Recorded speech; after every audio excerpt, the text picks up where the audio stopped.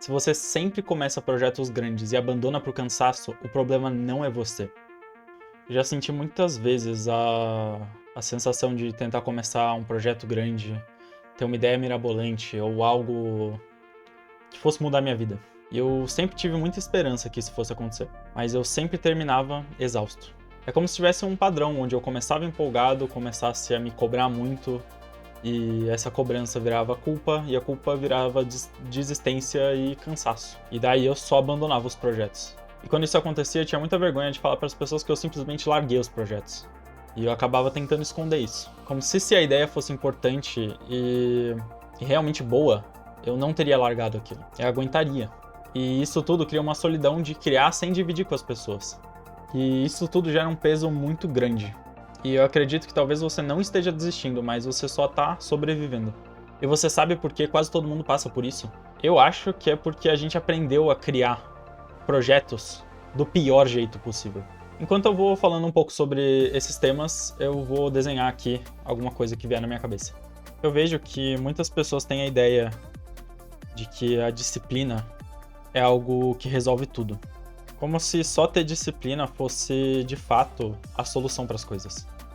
E quando a gente acredita que a disciplina é sempre a solução das coisas, o descanso vira culpa.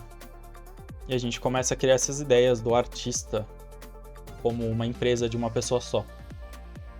E a gente começa a fazer uma comparação constante da nossa produção com o melhor que as outras pessoas postam nas redes sociais. E a gente sempre acha que a gente está produzindo menos do que podia.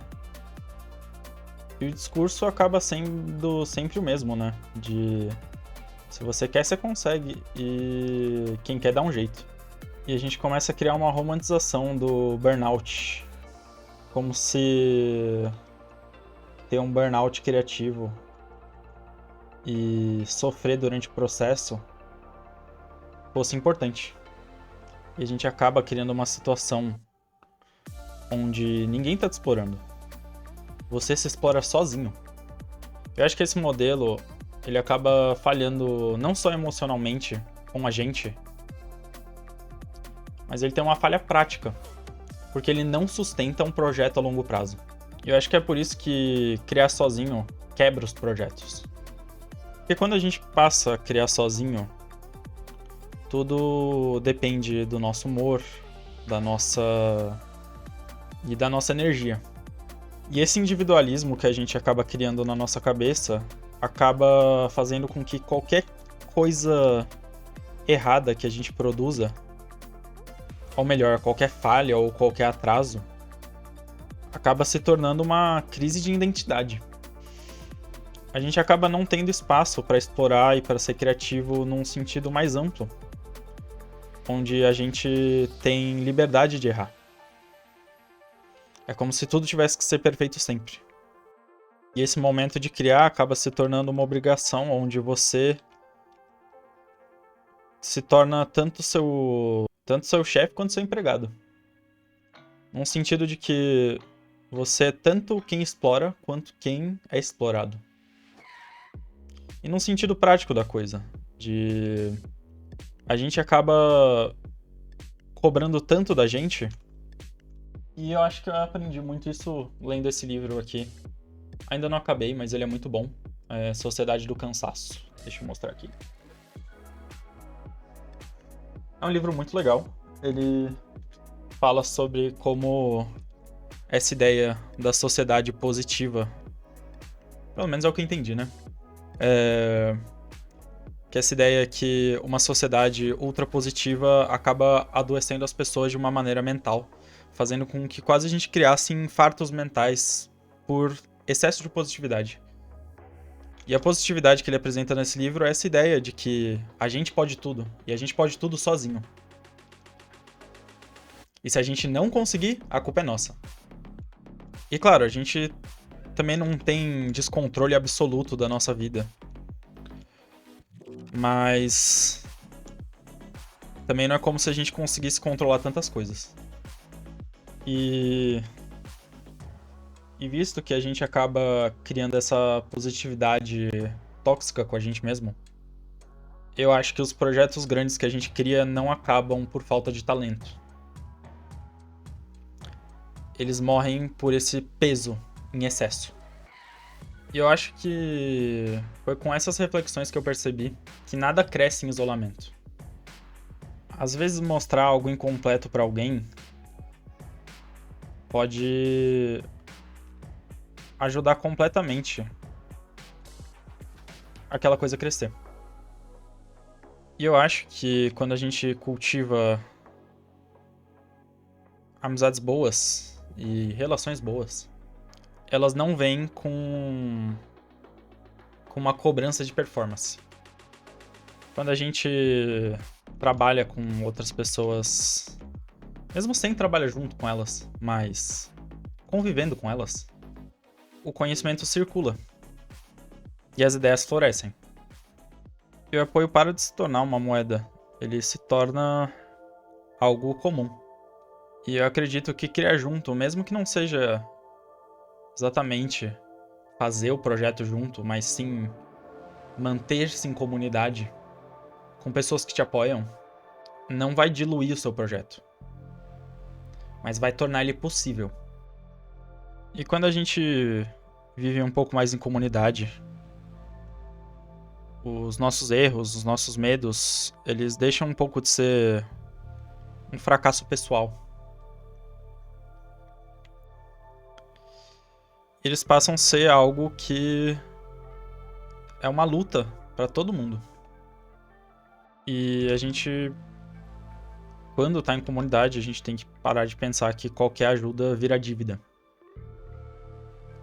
Acho que às vezes a gente tem que demonstrar algum apoio, sem exigir o retorno.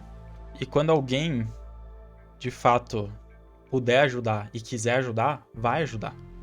E esse retorno vai vir de uma maneira ou outra.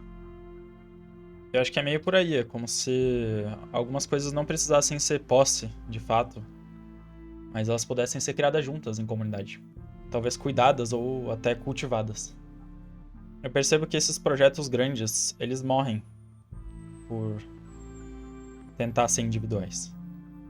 Claro, a gente vai ter uma exceção ou outra. Mas esses projetos, quando compartilhados, conseguem sobreviver por mais tempo. E hoje eu tô acreditando muito que as ideias sobrevivem quando elas circulam. E que nada dura quando tá totalmente isolado. E quando eu percebi isso, eu percebi que eu precisava começar a criar as coisas. E compartilhar elas com as pessoas. Eu acho que um bom modelo para sustentar um projeto a longo prazo é uma soma de tudo isso que eu venho falando em todos os vídeos e aqui. O nosso projeto precisa caber no nosso corpo, de uma maneira que ele seja sustentável na nossa realidade. Ele precisa conseguir sobreviver às semanas ruins, às semanas que a gente não tá se sentindo bem, às semanas que vão vir. E a gente precisa começar a se perdoar quando a gente comete algum erro. E se a gente não consegue se permitir errar, talvez ter uma comunidade na qual a gente pode contar pra dar aquele gás pra gente conseguir continuar, seja importante. Talvez não só quando a gente tá mal, mas é importante sempre. E eu acho que isso começa a mostrar um pouco da diferença entre o que eu acredito que é um projeto vivo, um projeto que pode existir num sentido que ele se molda às necessidades dele e se molda a uma rotina difícil que a gente sempre tem, contra um projeto de vitrine, de algo intocado, algo que existe só pra agradar. Algumas coisas têm que existir porque a gente deseja que elas existam. Então, para esse modelo funcionar, ele precisa de tempo, ele precisa de pessoas e ele precisa de um objetivo claro. E aqui vem uma grande confusão que eu costumava fazer e que me permitiu hoje, quando eu entendi com mais clareza isso, criar o que eu tô criando. Que é confundir a ideia de comunidade com a ideia de audiência.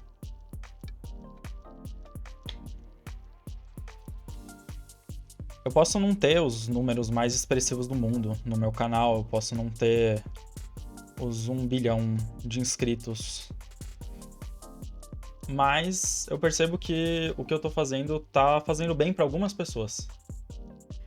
E eu acho que a audiência acaba aparecendo quando a gente entrega algo pronto, algo perfeito, algo intocado, como vitrine mesmo.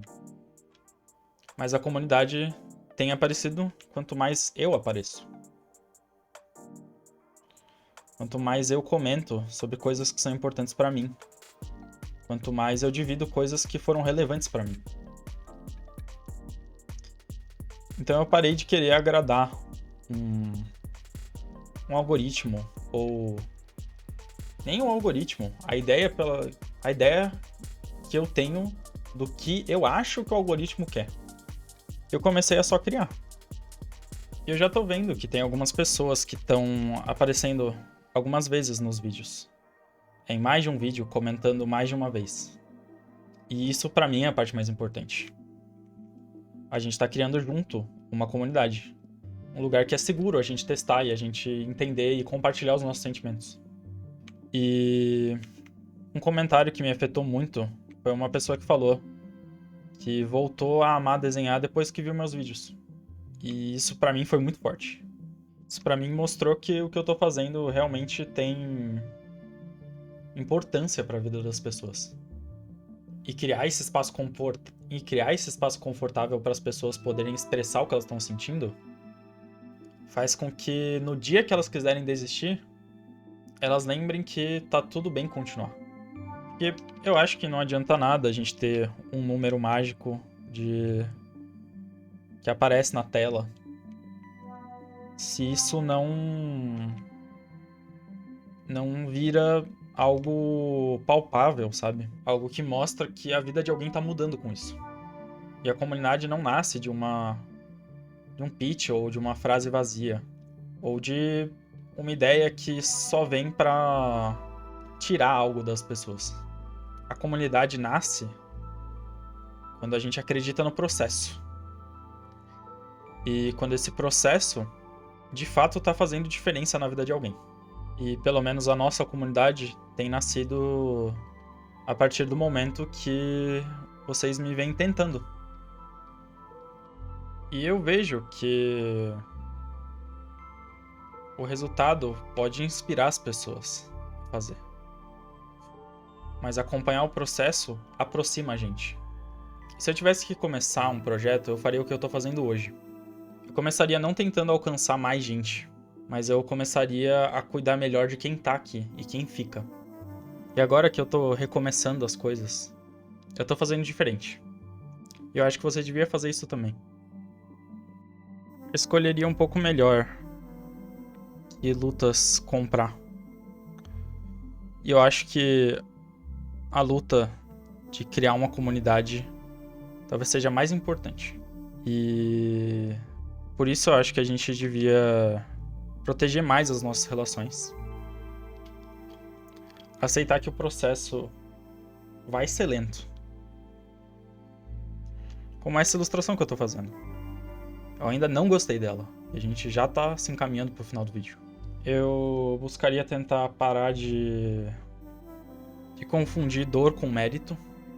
Como se a gente tivesse que sofrer sempre para conseguir as coisas que a gente precisa. Eu tentaria parar de me cobrar tanto quanto eu me cobro. Ou me cobrava. Porque a gente não precisa ser a pessoa que explora a gente de uma maneira não saudável. A gente não pode deixar que a positividade do mundo, que significa a ideia de que a gente pode tudo, e se a gente não consegue, é um demérito individual.